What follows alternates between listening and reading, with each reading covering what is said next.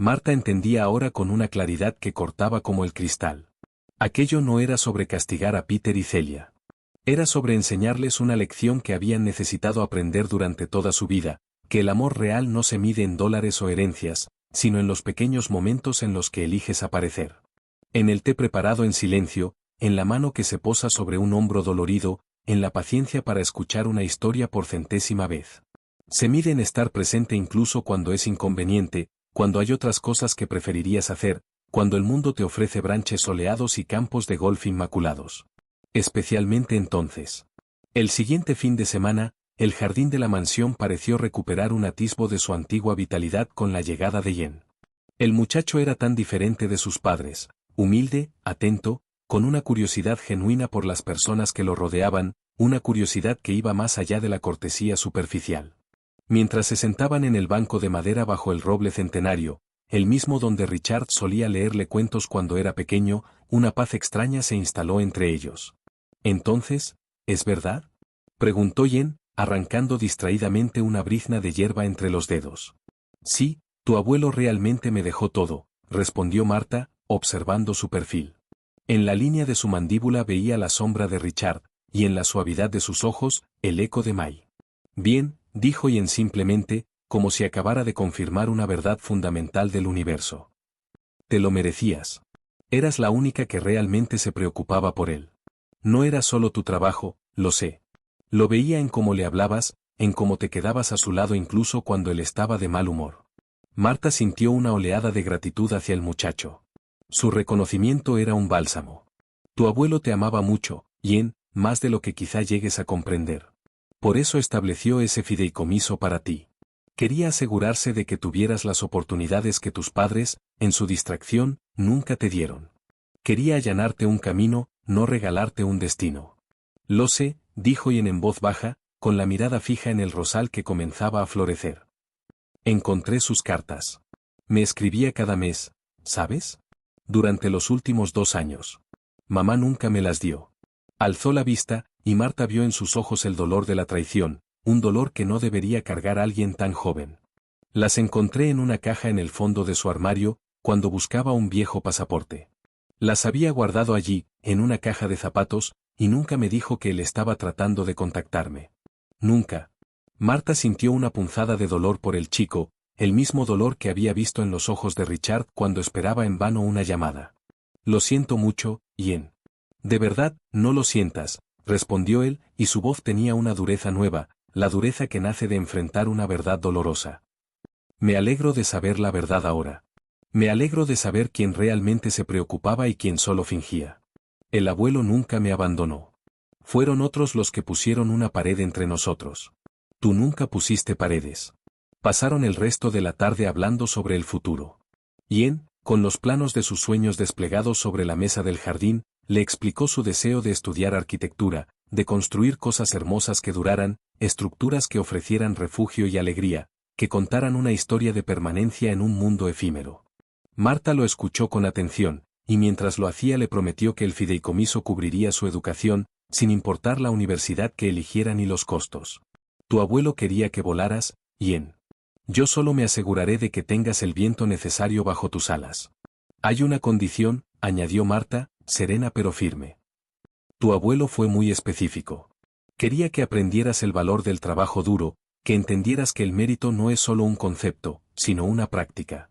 Así que una parte del fideicomiso será tuya cuando te gradúes, otra cuando consigas tu primer trabajo y lo mantengas por 1 año, y el resto cuando tengas 25 años y hayas demostrado, con hechos y no con palabras, que puedes mantenerte por ti mismo, que has construido tu propio cimiento. Eso es justo, dijo Jen, y una sonrisa pequeña pero genuina asomó a sus labios. No esperaría menos del abuelo. Él siempre decía que lo que se gana sin esfuerzo se valora sin aprecio. Mientras el sol comenzaba su descenso, pintando el cielo con una acuarela de tonos naranja, rosa y púrpura, Jen se preparó para irse. Marta lo acompañó hasta su coche, un vehículo modesto que contrastaba con los lujosos modelos que siempre habían preferido Peter y Celia. Gracias, Marta, dijo él, abrazándola con una fuerza que la sorprendió. Por todo. Por estar ahí para él, por estar aquí para mí. Este es tu hogar siempre, Jen. ¿Lo sabes, verdad? Él asintió, con los ojos brillantes. Lo sé, ahora más que nunca. Mientras el auto de Jen desaparecía por el camino de gravilla, convertido en una mancha oscura contra el crepúsculo encendido, Marta se quedó en el porche envuelta en el chal que había pertenecido a la señora May. El aire era fresco y olía a tierra mojada y a las primeras flores del jardín que ella, con sus propias manos, estaba resucitando. Pensó en el señor Joy, en cómo habría sonreído al ver a Jen tan maduro, tan agradecido, con la semilla de la integridad brotando fuerte dentro de él. Pensó en las decisiones que Richard había tomado, decisiones drásticas y dolorosas que habían partido en dos la historia de su familia, pero que, como un cirujano que corta para salvar, quizá habían sido la única manera de sanar algo, o al menos de evitar que la gangrena del desprecio y la indiferencia lo consumiera todo. No fue venganza. Al sentarse en la quietud de la noche que caía, Marta lo entendió con una claridad absoluta. Había sido justicia. La justicia silenciosa de un hombre que finalmente honró a la persona que ya era todo lo que él necesitaba, desafiando a sus hijos a vivir con las consecuencias de sus elecciones. Marta entró a la casa, su casa ahora, y cerró la puerta con un clic suave pero definitivo. El sonido resonó en el vestíbulo amplio, marcando un final y un comienzo. El silencio que la recibió ya no se sentía vacío. Ahora tenía la textura de la aceptación, el ritmo tranquilo de una respiración profunda. Se sentía como paz, una paz trabajada, ganada a pulso entre la tristeza y la redención. Durante las semanas siguientes, la mansión comenzó a transformarse de un espacio silencioso y lleno de fantasmas en un lugar vivo, aunque todavía impregnado de melancolía. Marta, con la serenidad meticulosa que siempre la había caracterizado, retomó el hábito de abrir todas las ventanas al amanecer para dejar entrar la luz. El aire se llenaba del murmullo de los árboles y del trino de los pájaros, sonidos que habían estado ausentes durante demasiado tiempo. La casa, antes símbolo de distancias, volvía a respirar. Cada habitación parecía contar una historia. En el estudio de Richard, el polvo se asentaba sobre los lomos de los libros como una piel delgada. Marta los fue limpiando uno por uno, como si al hacerlo desenterrara los fragmentos de su voz, su risa, su manera de reflexionar en voz alta. En una de las gavetas del escritorio encontró un cuaderno de tapas de cuero con anotaciones dispersas, mitad reflexiones filosóficas, mitad cartas nunca enviadas. Algunas estaban dirigidas a Peter, otras a Celia, y muchas, simplemente, a nadie. Eran pensamientos sueltos, escritos como quien intenta entenderse antes de morir. Tal vez el amor no sea un sentimiento sino una decisión sostenida, decía una de las páginas. Una disciplina de estar. Y tal vez fallé más de lo que quisiera admitir, pero me consuela haber amado con la persistencia del arrepentido. Marta cerró el cuaderno con cuidado, sintiendo que en esas líneas había una especie de reconciliación tardía, un perdón implícito para todos, incluso para sí mismo. Poco a poco, el jardín volvió a florecer. Las rosas, que habían quedado casi marchitas bajo años de negligencia, comenzaron a abrirse una a una. Marta pasaba las tardes entre los parterres, con las manos hundidas en la tierra, podando con paciencia, como quien limpia heridas. A veces, mientras el sol caía sobre los rosales, Jen se unía a ella. Conversaban de cosas pequeñas, pero en esas pequeñas cosas había una ternura nueva, un entendimiento callado que los unía más que cualquier lazo de sangre. Jen la ayudaba a restaurar el invernadero, a pintar las barandas, a limpiar el estanque que había quedado cubierto de hojas muertas. El trabajo físico tenía algo de sanador, y ambos lo sabían. No hablaban de Peter ni de Celia, porque las heridas seguían abiertas, pero tampoco lo necesitaban. El silencio que compartían era distinto al de antes, no un vacío, sino una presencia. Había en él la sensación de que, al menos entre ellos, algo había sido redimido. Un día, mientras Marta organizaba el ala norte de la casa, donde antes dormían los huéspedes, escuchó el sonido del piano. La melodía era torpe al principio, pero luego fue ganando firmeza. Era Clair de Lune, la pieza favorita de la señora May. Marta se detuvo en el pasillo y, sin decir palabra, dejó que la música la envolviera. Cuando entró en el salón, vio a Jen tocando, concentrado, los ojos cerrados. El piano, que había permanecido en silencio durante años, volvió a tener voz. En ese instante, Marta sintió que la casa se llenaba de vida, como si las paredes mismas suspiraran. Mi abuela solía tocar esto, dijo él, sin dejar de mirar las teclas. No sabía que me acordaba de tanto. La música no se olvida, respondió Marta. Se queda dormida dentro de uno, esperando que alguien la despierte. Después de eso, la música se convirtió en parte de la rutina. Cada tarde, mientras Marta preparaba té o cuidaba las flores, el sonido del piano recorría los pasillos. Era una música que no pertenecía al pasado, sino al presente, a un presente en el que la memoria ya no dolía tanto. A veces, los vecinos pasaban frente a la reja y se detenían unos segundos, escuchando. El rumor comenzó a correr por el pueblo, la vieja mansión de los Joy volvía a tener alma. Sin embargo, no todo era paz. Peter, incapaz de soportar el peso del testamento y de su propia frustración, empezó a visitarla con una insistencia incómoda. Llegaba sin avisar, con una mezcla de enojo y súplica en los ojos. Solo quiero hablar, decía. Pero lo que quería era entender por qué su padre lo había desheredado, porque Marta, una simple trabajadora, en su mente, había sido la elegida. La primera vez que entró, el aire entre ellos fue espeso como la humedad antes de la tormenta. No fue justo, dijo Peter, con las manos temblorosas. Todo lo que hicimos, todo el trabajo, la educación, los años, ¿y él lo deja todo a una criada? Marta lo miró con calma. Ya no le dolían sus palabras, eran ecos de un viejo desprecio. No lo dejó todo a una criada, Peter. Se lo dejó a la persona que se quedó. A la que no se fue cuando las cosas se pusieron difíciles. Él bajó la vista. Durante un instante, el hombre arrogante que había sido se quebró y dejó ver al hijo dolido que aún buscaba aprobación. Nunca supe cómo hablar con él, murmuró, casi para sí. Siempre sentí que me juzgaba. Él tampoco supo cómo hablar contigo, dijo Marta. Pero eso no significa que no te quisiera. Solo que no supo cómo demostrarlo. Peter no respondió. Miró alrededor, vio las flores, la luz del atardecer reflejándose en los cristales, y luego se marchó sin decir adiós. Aquella fue la última vez que Marta lo vio. Supo después, por bien, que su padre había vendido su casa y se había ido a vivir al extranjero, buscando empezar de nuevo, aunque nadie supiera dónde. En el fondo, Marta deseó que encontrara algo de paz, aunque fuera tarde. Los días continuaron, y la mansión siguió transformándose. Marta restauró el viejo despacho y lo convirtió en una biblioteca abierta al vecindario.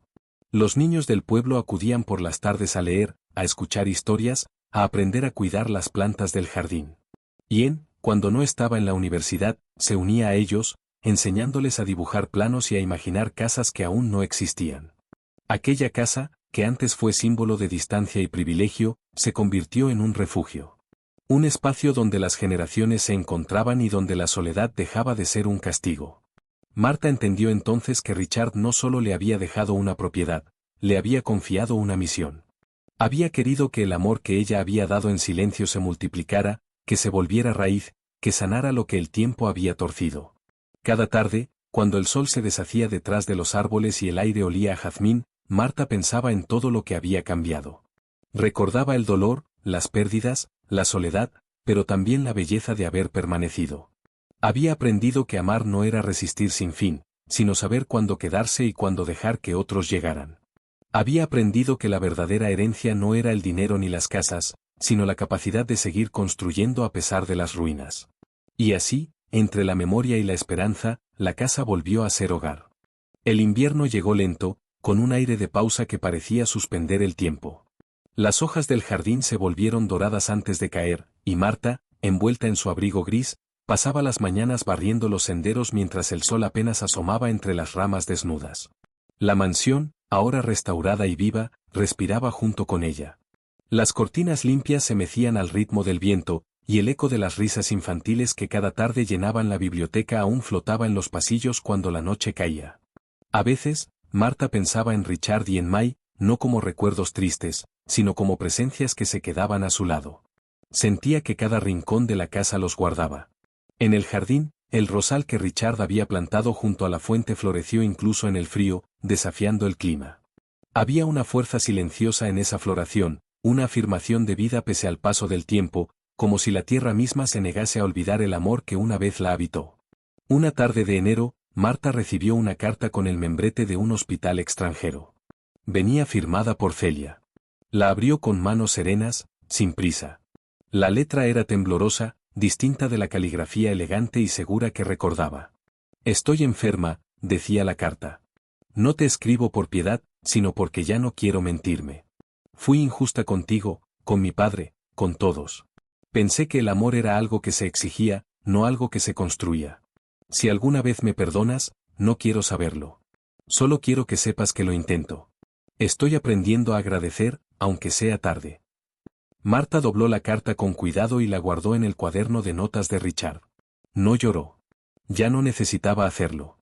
Sintió una ternura extraña, un alivio que no venía del olvido, sino del entendimiento. La vida, pensó, a veces se toma su tiempo para enseñar, y cada quien aprende cuando puede, no cuando los demás quisieran. Ian regresó ese mismo invierno para pasar las fiestas. Ya era un hombre joven, con el brillo tranquilo de quien ha encontrado propósito. Había completado su primer año en la universidad con honores, y en su rostro se notaba la serenidad de quien ha hecho las paces con su historia. Trajo consigo planos de un proyecto nuevo, una escuela comunitaria construida con materiales reciclados, pensada para el mismo pueblo que lo vio crecer. Quiero hacerla aquí, cerca de la casa, le dijo. Quiero que los niños tengan un lugar donde aprender, pero también donde soñar. Un lugar donde la vida tenga espacio para florecer. Marta lo escuchó, emocionada. Aquello era exactamente lo que Richard habría querido, que el amor que alguna vez lo sostuvo siguiera construyendo, extendiéndose como las raíces de un árbol viejo. Tu abuelo estaría orgulloso, dijo, con una sonrisa que le iluminó los ojos. Muy orgulloso. No sé, respondió Ian. Pero sé que tú lo estás, y eso me basta. Durante los meses siguientes, Marta lo ayudó a gestionar los permisos, a organizar a los voluntarios, a abrir la casa a todos los que quisieran participar. La mansión se convirtió en el corazón del proyecto. Allí se guardaban los planos, las herramientas, los bocetos, y cada día llegaban jóvenes, vecinos, maestros y obreros a trabajar codo a codo. Las risas, el ruido de los martillos, el olor de la pintura nueva, todo eso fue borrando las últimas sombras del pasado. Cuando por fin la escuela estuvo terminada, celebraron una pequeña ceremonia bajo el mismo roble donde Richard solía leerle a Ian. Era primavera. El aire olía a hierba recién cortada y a esperanza. Marta, con un ramo de rosas del jardín en las manos, miró el edificio recién pintado y sintió que algo dentro de ella encontraba reposo. Le pondremos su nombre, dijo Ian, Escuela Joy Mai. Por él y por ella. Por todo lo que nos enseñaron, incluso sin palabras. Marta asintió. No pudo hablar, las lágrimas le nublaron la vista, pero eran lágrimas dulces, de gratitud. Esa noche, cuando todos se fueron y la casa volvió al silencio, Marta se sentó junto a la ventana del salón. Afuera, la luna derramaba su luz sobre el jardín, haciendo brillar las rosas que ella había cuidado con tanto amor. Pensó en su propia vida, en la joven que había llegado allí décadas atrás buscando trabajo, sin saber que también encontraría un hogar. Pensó en los años de servicio, en los días de silencio, en las noches de incertidumbre, y comprendió que cada uno de esos momentos había tenido sentido. Nada había sido en vano. Se levantó despacio y recorrió la casa, tocando con la punta de los dedos las paredes, los marcos de las puertas, los muebles que habían sobrevivido al tiempo. Cada cosa era testigo de algo, de un gesto, una palabra, un recuerdo. En el pasillo principal, sobre una repisa, descansaba una fotografía enmarcada de Richard y May, tomada muchos años atrás. Marta la observó y, por primera vez en mucho tiempo, sonrió sin tristeza. Gracias, susurró. Por confiarme lo que amaban. Por dejarme continuar lo que ustedes empezaron. Luego subió a su habitación. Desde la ventana, veía la escuela iluminada por las luces suaves del jardín. Todo estaba en calma. Se recostó sobre la cama y cerró los ojos. El viento se coló por la ventana, trayendo consigo el aroma de las flores y el eco lejano del piano que Ian había tocado esa tarde. Le pareció escuchar la voz de May riendo en la cocina, el paso firme de Richard en el estudio, y supo que no estaba sola. Nunca lo había estado. Esa noche durmió profundamente, con el corazón ligero. Y cuando el amanecer tiñó el cielo de oro y rosa, la casa, la escuela, el jardín y el pueblo entero parecieron despertar juntos, respirando al unísono, como si compartieran un mismo latido. Marta no vio ese amanecer, pero su presencia seguía allí, en cada rincón, en cada flor, en cada niño que cruzaba el portón de la escuela. Porque la familia, comprendieron todos con el tiempo, no es un accidente de sangre, sino un milagro de la elección y la lealtad. Y esa fue, al fin, la herencia más grande que Marta dejó al mundo, el ejemplo silencioso de que el amor verdadero no se reclama, se construye. La mañana amaneció con un silencio distinto, un silencio denso, casi expectante. Las nubes bajas cubrían el cielo con una sombra gris que hacía que el jardín pareciera detenido en un cuadro. Marta despertó temprano, con una sensación que no supo nombrar. Había soñado con el sonido del mar, aunque la casa quedaba lejos de la costa. En el sueño, Richard la llamaba por su nombre desde un muelle envuelto en niebla, y ella avanzaba hacia él sin miedo. Despertó con el corazón sereno, pero con los ojos húmedos. Aquel día, Yen debía inaugurar oficialmente la escuela. La prensa local, los vecinos y algunos viejos amigos del pueblo se reunirían para celebrar. Había una emoción general que se mezclaba con el aire frío del amanecer. Marta bajó las escaleras lentamente, con el chal de la señora May sobre los hombros. Cada paso resonaba con la solemnidad de una despedida que solo ella parecía sentir. En el salón, sobre la mesa, descansaba la carta de Celia. Marta la leyó una vez más, con el mismo cuidado con el que se mira una herida vieja que ya no duele, pero aún marca. Fuera, el jardín estaba cubierto de rocío. Las flores temblaban bajo la luz incierta. Marta respiró hondo. Sabía que todo había llegado a su punto más alto, que lo que venía después no sería un final triste, sino un cambio inevitable. La vida, pensó, siempre avanza aunque uno no esté listo. Cuando Yen llegó, la abrazó con una fuerza que casi la desequilibró.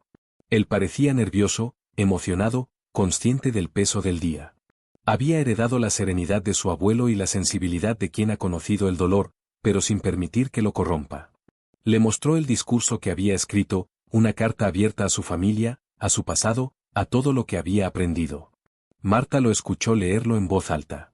Su voz temblaba al principio, luego se afirmaba con una claridad luminosa. Hablaba del perdón, de cómo las heridas heredadas pueden transformarse en raíces nuevas. Hablaba del trabajo, de la dignidad, de la belleza de construir con las manos y con el alma. Y al final, mencionaba a Marta, no como una figura secundaria, sino como el corazón mismo de todo lo que había sobrevivido. Ella me enseñó, decía, que el amor no es un contrato ni una deuda. Es una casa que se abre y nunca se cierra. Marta lo escuchó desde un rincón del salón. Las palabras de Yen la atravesaron como un río de luz. Sentía orgullo, sí, pero también una extraña sensación de despedida. Como si su tarea hubiera concluido y el mundo, de pronto, ya no la necesitara del mismo modo. Pero no había tristeza en esa idea, solo una paz profunda, la misma que vio en el rostro de Richard cuando lo encontró dormido por última vez en su sillón. La ceremonia fue hermosa. Los niños soltaron globos blancos al cielo, y una brisa suave los hizo ascender hasta perderse entre las nubes. Los pétalos de las rosas, arrastrados por el viento, parecían seguirlos, como si todo el jardín quisiera celebrar. Marta miró hacia arriba y pensó que quizás los muertos no están tan lejos como creemos, que su amor se queda suspendido en el aire, tocando suavemente lo que alguna vez cuidaron. Esa noche, la casa estaba en silencio otra vez. Yen había partido con sus amigos a celebrar al pueblo. Marta, sola en la biblioteca, encendió una vela sobre el escritorio de Richard. La luz temblaba sobre los lomos de los libros, proyectando sombras que parecían moverse, respirando con ella. Abrió el cuaderno de tapas de cuero y escribió, con letra firme, todo está en su lugar. La casa vive, el jardín florece, el niño es un hombre. Y yo, por fin, descanso. Cerró el cuaderno y lo dejó sobre la mesa. Luego caminó hasta la ventana. Afuera, el cielo estaba despejado. La luna iluminaba los rosales, y el aire olía a tierra y a agua. Marta apoyó la frente contra el vidrio, por un instante, creyó ver a Richard de pie junto al roble, con las manos cruzadas en la espalda, observándola con esa mirada tranquila que siempre le devolvía calma. No se asustó. Sonrió. En la casa no había fantasmas, solo memoria. Memoria viva, luminosa, amorosa. Al amanecer, cuando los primeros rayos del sol tocaron las cortinas, Yen entró a la casa y la encontró dormida en su sillón favorito, con el chal gris sobre los hombros y una rosa blanca entre las manos. Su rostro tenía la serenidad de quien ha concluido un largo viaje sin deuda alguna. En el escritorio, el cuaderno seguía abierto en la última página. Él leyó las palabras y entendió, sin necesidad de más. El funeral fue sencillo, lleno de flores del jardín. Yen decidió enterrarla junto al roble, al lado del banco donde tantas veces habían hablado. Allí plantó un nuevo rosal, de pétalos rojos y blancos mezclados, y sobre la piedra talló una frase que resumía toda la historia. Amó sin ruido, construyó sin descanso, y en su silencio dejó florecer la vida. Con los años, la escuela prosperó, y el jardín se convirtió en un lugar de visita para quienes buscaban consuelo. Decían que, al atardecer, cuando el viento pasaba entre las hojas del roble, se escuchaba un murmullo suave, como si alguien tarareara una vieja melodía de piano. Ian sonreía cada vez que lo oía, porque sabía que era ella, cuidando todavía, fiel a su manera, eterna en su promesa. Así terminó la historia, no con un cierre, sino con una continuación silenciosa. Porque el amor verdadero, el que se entrega sin esperar recompensa, no muere, se transforma en raíz, en música, en aroma, en memoria. Y la casa, la escuela y el jardín quedaron como testigos de aquello que Marta, sin pretenderlo, había demostrado con toda su vida, que la compasión, cuando es verdadera, deja huellas que ningún tiempo puede borrar. Pasaron los años. El pueblo cambió, creció, se modernizó. Las calles que antes eran de tierra ahora estaban pavimentadas, y donde había campos vacíos surgieron casas, escuelas, talleres. Pero la mansión Joy Mai permanecía igual, serena, al borde del camino, como un corazón que nunca dejó de latir. Sus paredes blancas seguían respirando la historia de quienes la habitaron. En primavera, los rosales desbordaban de color, y el aire se llenaba del perfume de las flores que Marta había plantado con sus manos, cada una con la paciencia del amor. La escuela, ahora convertida en un centro de aprendizaje reconocido, llevaba años formando generaciones de niños que crecían bajo el lema tallado en piedra junto al portón, amar es permanecer. Nadie sabía con certeza quién había escrito esa frase, pero todos la repetían. Algunos decían que era de Richard, otros que era de Marta, y los más jóvenes simplemente la asumían como una verdad antigua, nacida del mismo suelo donde florecían las rosas. Ian se convirtió en arquitecto. Su nombre comenzó a aparecer en revistas y conferencias. Diseñaba espacios con alma, lugares donde la luz y el silencio parecían conversar. En cada obra suya había un eco de la casa, las líneas suaves, los ventanales amplios, los patios con árboles en el centro. Siempre que le preguntaban qué lo inspiraba, respondía lo mismo, la memoria del cuidado. Nunca explicaba más, pero quienes lo conocían sabían que hablaba de ella. A veces, cuando el cansancio lo vencía, Ian regresaba al pueblo. Caminaba por los senderos del jardín, ahora perfectamente cuidados por un grupo de voluntarios, y se sentaba bajo el viejo roble. Allí, frente a la lápida sencilla donde reposaba Marta, le hablaba en voz baja de todo lo que había logrado, de los proyectos, de los alumnos, de los días que pasaban veloces. Le contaba de sus dudas también, de sus miedos. Y aunque el viento era su única respuesta, siempre se iba con el corazón ligero, convencido de haber sido escuchado. Un año, decidió restaurar el invernadero completamente. Lo transformó en una pequeña galería abierta al público, donde los niños del pueblo exponían sus dibujos y maquetas. En el centro, bajo la cúpula de cristal, colocó un banco de madera con una placa que decía, «Aquí comenzó todo». Cada vez que se sentaba allí, recordaba la voz de Marta diciéndole que los cimientos más firmes se construyen con paciencia, y que las cosas verdaderas, las que duran, siempre llevan el ritmo del corazón. La casa se convirtió en un símbolo. No era un monumento, sino un lugar vivo. La gente iba allí no para recordar una historia, sino para sentir algo que todos parecían necesitar, la certeza de que todavía existía la bondad callada, la entrega sin condición. Cada generación aportaba algo nuevo, una pintura, una planta, un poema. La historia de Marta y de los Joy ya no pertenecía solo a una familia, sino a todos. Con el tiempo, Ian envejeció. Su cabello se volvió gris, sus manos más lentas, pero su mirada conservó el brillo tranquilo de la gratitud. Una tarde de otoño, cuando las hojas caían suaves sobre los senderos, volvió a la casa una vez más. Caminó despacio, deteniéndose en cada rincón. En la biblioteca aún estaban los libros que Marta había ordenado, con flores secas entre sus páginas. En el salón, el piano seguía allí, con la madera pulida por los años. Se sentó frente a Ellie, con dedos temblorosos, tocó los primeros acordes de Clair de Lune. La melodía llenó la habitación, y por un instante, el tiempo pareció detenerse. Cuando terminó, se quedó quieto, con los ojos cerrados. Juraría haber sentido una presencia cálida a su lado, un perfume leve de jazmín y té. No necesitó abrir los ojos para saber quién era. Sonrió, y susurró. «Lo logramos, Marta». Todo floreció. Al día siguiente, los cuidadores del jardín lo encontraron dormido sobre el piano, con la misma serenidad que había tenido ella. No hubo tristeza en el pueblo, sino una especie de reverencia silenciosa. Lo enterraron junto a ella, bajo el roble, y sobre su tumba plantaron un nuevo rosal, de pétalos anaranjados, mezcla perfecta entre el rojo de la pasión y el blanco de la pureza. Desde entonces, los tres rosales, el de Richard, el de Marta y el de Jen, florecen juntos cada año, sin fallar, incluso en los inviernos más fríos. Los niños siguen jugando en el jardín. La escuela sigue enseñando. Las flores siguen abriéndose al amanecer. Y quienes pasan por allí sienten, aunque no lo digan, que algo invisible los acompaña. Es el eco de una vida tejida con ternura, una corriente de amor que no pide ser vista, solo sentida. Porque, al final, todo lo que Marta enseñó sigue latiendo allí, que la verdadera riqueza no está en lo que se hereda, sino en lo que se siembra. Que la familia no se elige por la sangre, sino por la lealtad. Que el amor, cuando es silencioso y constante, se vuelve eterno. Y cuando cae la tarde y el cielo se enciende con tonos rosados sobre el jardín, los pétalos que caen parecen susurrar el mismo mensaje que alguna vez ella escribió en su último cuaderno. El amor no termina, solo cambia de forma para seguir cuidando. Han pasado muchas décadas desde aquellos días. El mundo que conocieron Marta, Richard y May ya no existe. El pueblo ha crecido, los campos se han convertido en parques, y la vieja carretera que antes conducía a la mansión ahora es una avenida bordeada de faroles. Sin embargo, al doblar cierto recodo, aún se alza la Casa Blanca, intacta, rodeada por su jardín.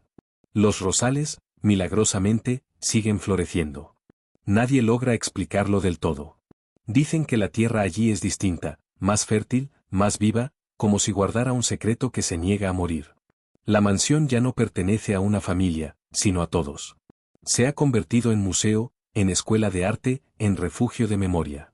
Las paredes, restauradas una y otra vez, conservan todavía la calidez del hogar. Al entrar, el visitante percibe algo sutil, difícil de describir, una sensación de presencia, de ternura contenida. Como si alguien invisible acompañara cada paso, asegurándose de que todo permanezca en orden, de que nada se rompa, de que la paz continúe.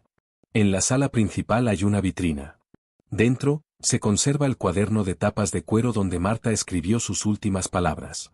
La tinta se ha desteñido, pero aún puede leerse la frase que se convirtió en el emblema del lugar: todo florece cuando se cuida con amor. Frente a la vitrina, cada mañana, los niños de la escuela dejan una flor. Nadie los obliga. Es una costumbre que se ha vuelto ritual. Y cuando una ráfaga de viento entra por la puerta abierta, las flores se mueven levemente, como si alguien las acariciara. Una tarde de verano, una niña de cabello oscuro, de no más de 8 años, se separó del grupo durante una visita guiada. Caminó sola hasta el jardín, siguiendo el sonido de un piano. El guía aseguraba que no había música en la casa desde hacía años, pero ella juraba escucharla, notas suaves, como un hilo de agua en movimiento. Llegó hasta el roble y vio, a través de los rayos dorados del sol, 3 rosales entrelazados, uno rojo, uno blanco y uno anaranjado. El aire olía a vida, a tierra, a memoria. La niña se sentó frente a las flores y cerró los ojos. Dijo luego que había sentido una mano tibia sobre su hombro, una voz dulce que le susurraba algo que nunca olvidó: no tengas miedo de cuidar. Lo que cuidas, te cuida.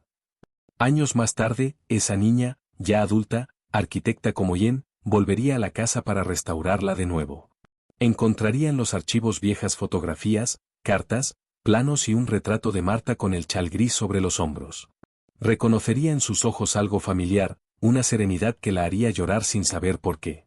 Entonces entendería que no era una simple heredera del pasado, sino parte de una cadena invisible que continuaba, suave pero inquebrantable, como la savia que alimenta los rosales cada año. Hoy, cada visitante que llega a la mansión siente lo mismo. Algunos dicen que es el aire, otros que es la luz, pero todos, sin excepción, bajan la voz al entrar, como si instintivamente comprendieran que están en un lugar sagrado, no por religión ni por historia, sino por amor. Allí no hay retratos solemnes ni discursos grabados en piedra, solo una armonía callada que se percibe en los detalles, la limpieza impecable, el jardín cuidado, el olor persistente del té y el jazmín. Al caer la tarde, cuando el sol se retira detrás de los árboles y el cielo se tiñe de cobre, los pájaros cruzan el aire en bandadas, y por un instante parece que el tiempo se detiene. En ese momento, la casa, el jardín y el mundo entero parecen respirar juntos, como si compartieran un mismo pulso. Nadie puede verlo, pero quienes se quedan lo suficiente juran haber sentido algo flotar en el aire, una melodía lejana, un perfume antiguo, una calma que abraza. Quizás sea Marta, aún allí, en cada hoja que se mece, en cada flor que nace, en cada niño que ríe. Quizás sea el eco de su paso, suave pero eterno. O quizás sea simplemente la vida misma, recordando que todo lo que se hace con amor deja huella, y que hay cuidados que trascienden generaciones, nombres y siglos. El viento pasa, las flores se inclinan, y la tarde se vuelve dorada. En el silencio, una frase parece repetirse, flotando entre los pétalos y la luz. Mientras alguien recuerde con ternura, nada muere del todo.